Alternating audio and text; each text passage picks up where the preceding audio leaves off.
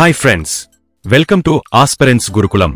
ఆంధ్రప్రదేశ్లో mega DSC notification April నెలలో ఇస్తామని సీఎం చంద్రబాబు గారు తెలిపారు.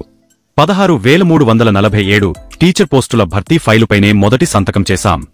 ఏప్రిల్ మొదటి వారంలో మెగా డిఎస్సి నోటిఫికేషన్ విడుదల చేస్తాం. పగడ్బందీగా నిర్వహించాలి. పాఠశాలలు ప్రారంభించే సమయానికి నియామకాలు పూర్తవ్వాలి అని తెలిపారు. గవర్నమెంట్ ఈసారి నోటిఫికేషన్ ఇవ్వడానికి సిద్ధంగా ఉందని అనిపిస్తుంది. ఎందుకంటే ఎస్సీ వర్గీకరణ కూడా దాదాపు ఆమోదమయ్యింది. ఇదిలా ఉంటే నోటిఫికేషన్ మరింత ఆలస్యం కావడం వల్ల అభ్యర్థుల్లో ఆందోళన నెలకొంది. మెగా డిఎస్సి ప్రకటన విడుదలకు అవనిగడ్డలో శిక్షణ విద్యార్థుల ధర్నా చేశారు.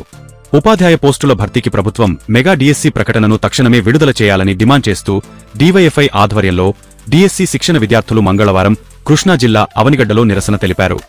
స్థానిక గ్రంథాలయం నుంచి ప్లకార్డులతో ప్రదర్శనగా బయలుదేరి వంతెన కూడలి సమీపంలో ధర్నా చేశారు. ముఖ్యమంత్రి చంద్రబాబు చేసిన తొలి సంతకానికే విలువ లేదా అని ప్రశ్నించారు.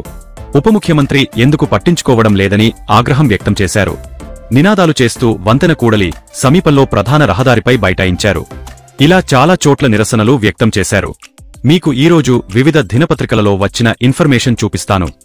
ఆంధ్రప్రదేశ్లో మెగా డిఎస్సి నోటిఫికేషన్ ఇంకా ఆలస్యం కావడంపై మీ ఒపీనియన్ ఏంటో కామెంట్ చేయగలరు. ఫ్రెండ్స్, డిఎస్సి సంబంధిత నోటిఫికేషన్ కోసం ఏ అప్డేట్ వచ్చినా కూడా నేను మీకు వివరిస్తాను.